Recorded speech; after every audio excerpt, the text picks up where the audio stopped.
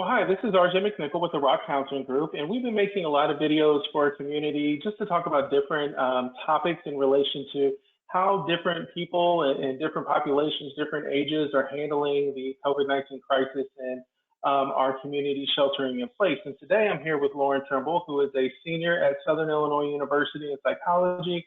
And I wanted to talk with her about what is going on, for her and how young adults and college students are really kind of handling a lot of the transitions and differences that are going on today. So, Lauren, thank you for joining me for this conversation. Of course. Well, look, we're going into another 30 days of a already 30-day shelter-in-place order, which has taken a lot of changes and made a lot of changes to how we go about our daily lives. And this has led to many unexpected changes, right? I mean, cancellations of classes and maybe expectations of things that are going on, especially for college students. And what would you say to some of those things? And what would you like to tell others who may be experiencing a lot of those same, fears and concerns about those transitions? Yeah, I think that it was kind of a shock initially whenever I found out that we were going to move everything to online. Going into senior year in the fall, I guess it's like, taking away that last part of junior year is kind of difficult. There was a lot of things I was looking forward to, like my sorority's formal, academic stuff, just in-person classes. So I think that we're not necessarily all in the same boat, but it's definitely a difficult adjustment to come home and do everything I was doing 2 hours away now back home in a completely different environment. Well, you bring up a really good point, because a lot of college students are living their lives independently on campus or have moved out of home for a period of time and are used to living and really having a lot of autonomy for doing things on their own, right? Scheduling their own days and doing things on their own. And then now we're thrust back into a situation where you're back home, living maybe with your parents or living with your family. What does that transition been like to go from, kind of being an adult, right, back home and living as a new adult back in your home? What's that been like for you?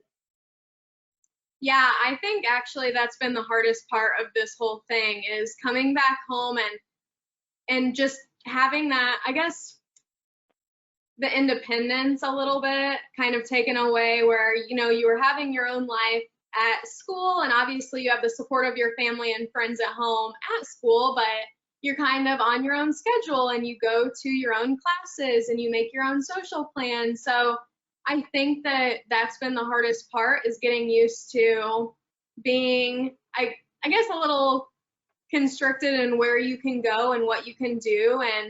And obviously just wanting to do what's, safe and responsible for everyone. But I think that it's hard too, not knowing when this is going to necessarily be over. Because I feel like at least at first it was, you knew, like, okay, April 7th, and then it was April 30th, and now we're May 30th. So I think that's really hard, not knowing when you can kind of go back to being independent in a way.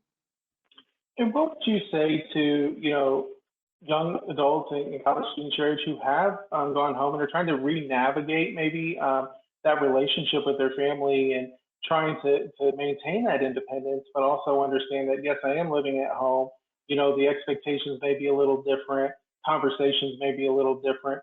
What would you suggest in ways of managing that or even thinking about it?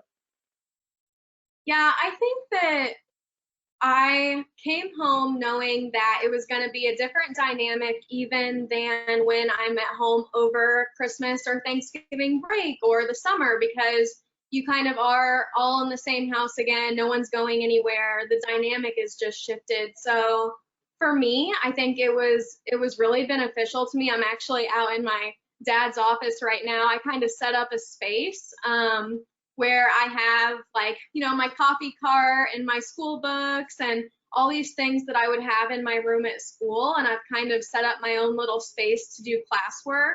And I found that that's really helpful for me. And then I feel like I kind of came into, like, coming home for the rest of the year with a mindset of, this is going to be an adjustment for everyone, and we all just kind of are going to have to give each other a little bit of grace, because this is an unprecedented time, and it's not like I've gotten a lot taken away from me at the end of this year, but so have my sisters, so have my mom and dad. So I think just keeping that mindset of, we aren't necessarily all going through the same thing right now, like mentally, but we're all in this uncharted waters situation. Well, I think that's a great reminder that, everyone has had different things kind of taken from them. And so everybody is adjusting differently. And I love your suggestion of having your own space that feels like, okay, this is my area. This is where I can do the things that I'm used to doing, whether it's, a cup of coffee or work or whatever. But it feels like your space. And I think for it sounds like for all of you, that's an important factor.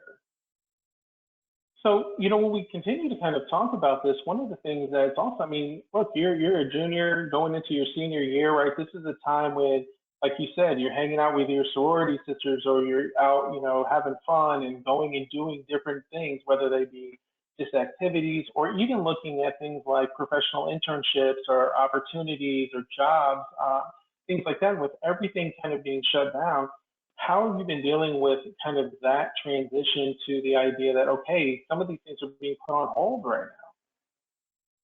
now? Right. I think the internship thing, that's actually one of the hardest parts too, because I planned, I guess, this summer, whenever I came back, to maybe do some volunteer or part-time at a social service agency or a couple, just to kind of get some more experience, especially whenever I start applying to grad schools this coming fall.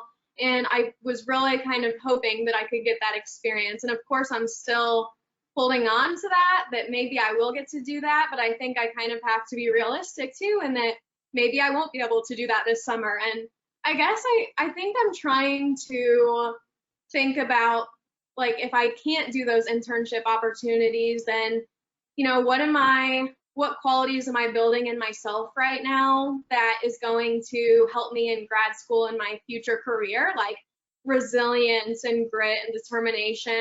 And I feel like I've just had to focus on those things and what I'm going to gain out of this, instead of all of the other things that might be getting taken away. Well, definitely, that's a great suggestion too, to look at kind of the interpersonal skills that you can develop during this time. They're going to help you through, any future endeavors that you take on. One of the things that I've been hearing is this possibility that, next semester for many college students, even high school students, may not look the same, right? Classes may be more spread out. There may be a lot more online.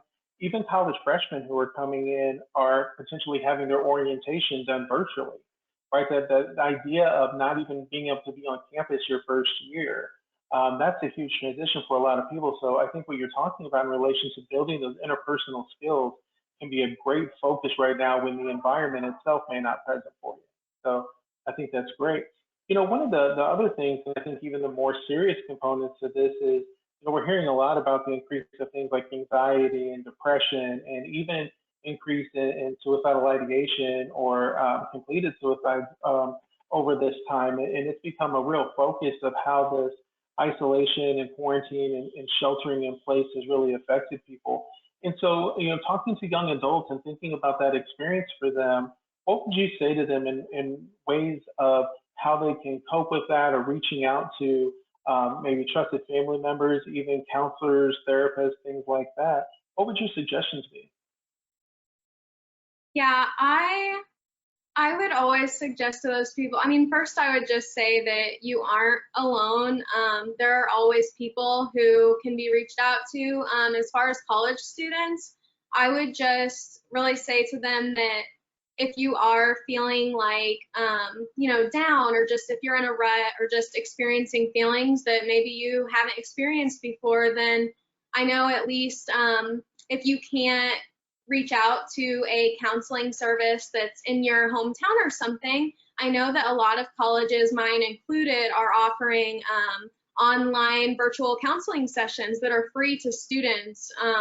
And I would just always encourage someone to reach out and utilize that. Even if you just try it one time and you hate it, at least you feel like, okay, someone's listening to me, someone is here for me. Because I know that as college students especially, and going back home, you know, maybe not everyone is in that loving environment or supportive environment.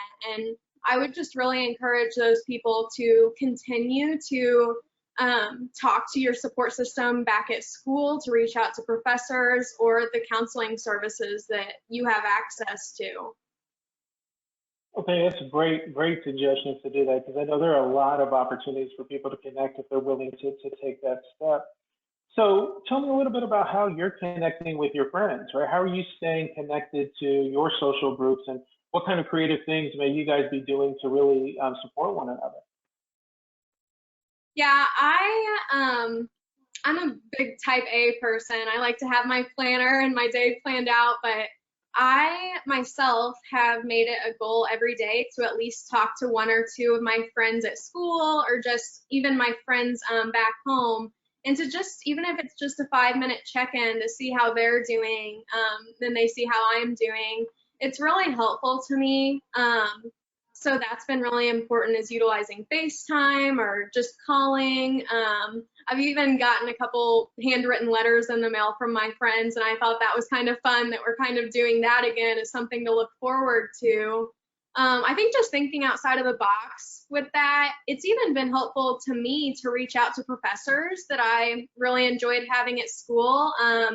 I go to office hours still, and I try to utilize those because it still feels like that social interaction that I would get whenever I am back at school. So I would just encourage people to try and use what you have, whether it's Zoom calls or phone calls or even handwriting letters, definitely.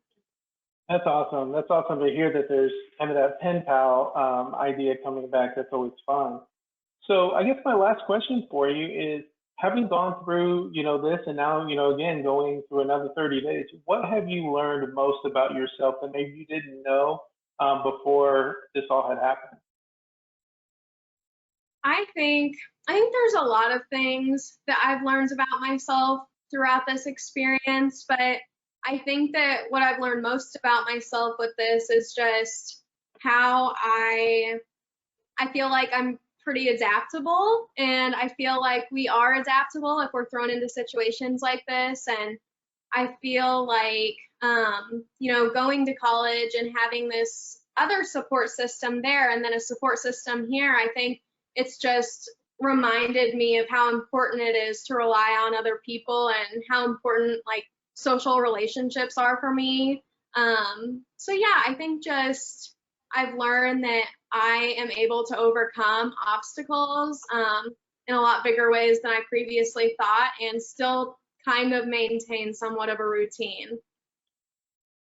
Well, thank you. I mean, that's awesome to hear. And I think, we're all learning new things about ourselves as we continue to go through this. And it's great to hear that, you're really learning that you're adaptable and able to deal with these rapid changes that's going on. It's going to take you a long way. So I really appreciate you talking with me today, and I really appreciate you sharing kind of your story and your experience and your suggestions.